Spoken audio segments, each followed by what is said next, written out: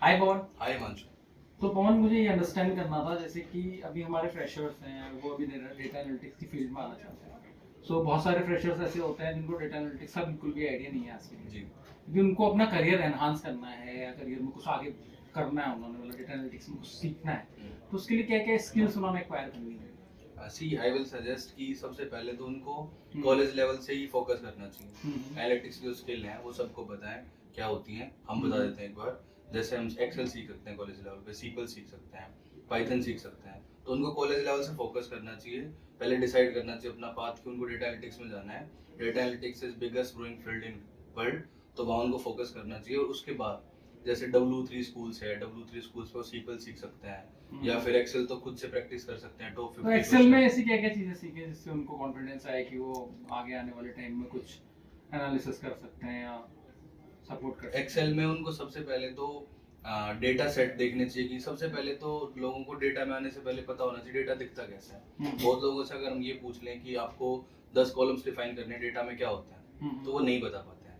जैसे अगर डेटा दिखता कैसे है वो थोड़ा सा वो उनको रिसर्च करना पड़ेगा। एक सिंपल चीज अगर हम बात करें तो हम कपड़ा खरीदने जाते हैं, तो हम कपड़ा खरीदने जाते हैं, वहाँ हम ट्रांजेक्शन करते हैं, तो हम क्या देखते हैं, ट्रांजेक्शन हुई है तो कोई एक यूनिक आईडी होगी, उसको हम ऑर्डर आईडी या ट्रांजेक्शन आईडी बोल सकते हैं। बेसिकली आप ये कहना चाह रहे हैं कि जब कोई बंदा कोई चीज को जैसे परचेज कर रहा है तो उसके बैकएंड में क्या क्या एंट्रीज बन रही हैं, जब कोई वो क्लैरिटी पहले होनी चाहिए माइंड क्लैरिटी में। पहले होनी चाहिए कि डेटा में होता क्या है। ओके। मतलब जैसे आपने ये शर्ट खरीदी है, तो आप पहले रेस्टोरेंट में गए होगे, तो रेस्टोरेंट का नाम होता है, उसकी सिटी होती है, उसकी माइक्रो मार्केट होती है। फिर उसके बाद पता है कि ये किस में आता है, ये शर्ट है, टी शर्ट है, क्लोथिंग वो है, क्लोथिंग टाइप है।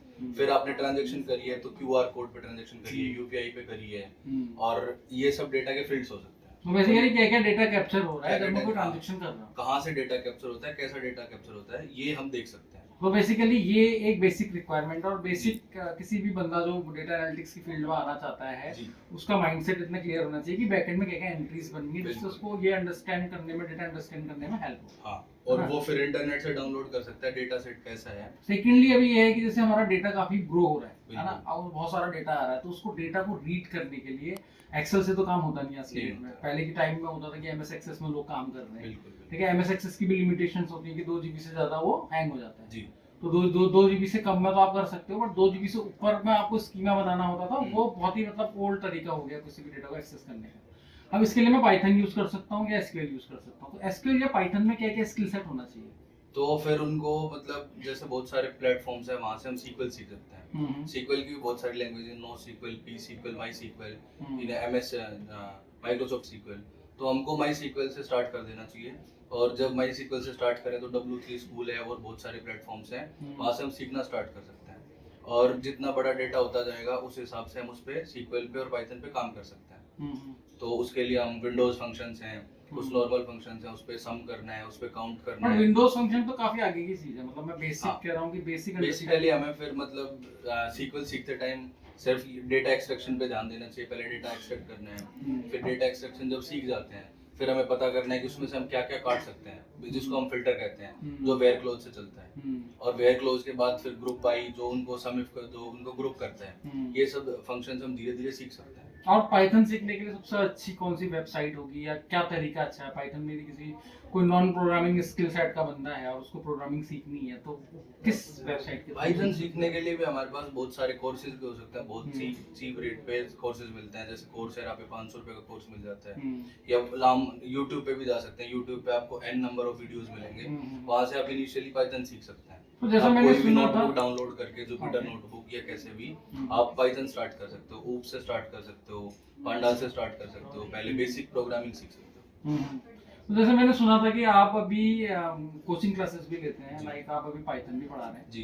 तो जब आप पाइथन पढ़ा रहे होते हैं तो स्टूडेंट्स में बेसिकली क्या फियर रहता है कि मतलब वो प्रोग्रामिंग में उनको कैसे प्रॉब्लम्स होती हैं और कैसे आप उनको रिजॉल्व करते हैं, कैसे उनका कॉन्फिडेंस लेवल बढ़ाते हैं? स्टूडेंट्स को बेसिकली जब वो आते हैं शुरू में तो उनको सबसे पहला डाउट होता है जॉब का, जॉब सिक्योरिटी का।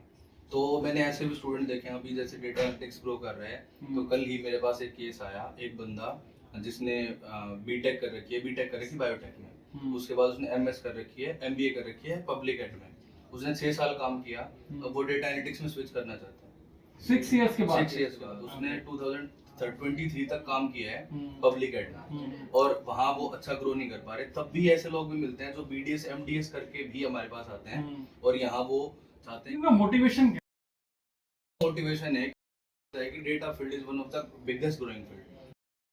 ये तो एक मतलब ऊपर की लेयर है कि सब बोल रहे हैं कि data is the biggest growing field, but मुझे ये अंडरस्टैंड करना है कि उनको ये डेटा में इतना स्कोप है और ये कहाँ से पता चलता है। ये सब इंटरनेट से कोर्स कर रहा है, जी ठीक है, पाइथन एसक्यूएल का कोर्स किया, बट उसको बेसिक अंडरस्टैंडिंग होती है। अब जैसे कोई कंपनी में बंदा काम कर रहा है, उस वो रियल डेटा पर काम कर रहा है और लोगों की प्रॉब्लम्स को सॉल्व कर रहा है, तो ये चीजें आप जब कोर्स कराते हो तो आप कैसे मतलब उस चीज को इवॉल्व करवाते हो उनके बीच में कि ये चीजें भी आपको करनी चाहिए या ये चीजें आनी चाहिए, या वो चीजें डेवलप कैसे करते हो उनके अंदर? हम पहले उनको थ्योरेटिकली नॉलेज प्रोवाइड करते हैं, पहले हम उनको सिखाते हैं कि क्या फॉर्मूलाज, क्या फंक्शंस हो सकते हैं, उसके बाद हम उनसे टेस्ट लेते हैं, पता लगाते हैं कि इनका लेवल क्या है। Okay. जब हमें पता लग गया, suppose Himanshu is my student, तो हमें पता लगा कि हिमांशु थ्योरेटिकली 8 आउट ऑफ 10 है, फिर हम उनसे स्मॉल डेटा सेट पे रियल टाइम प्रोजेक्ट्स उठाते हैं।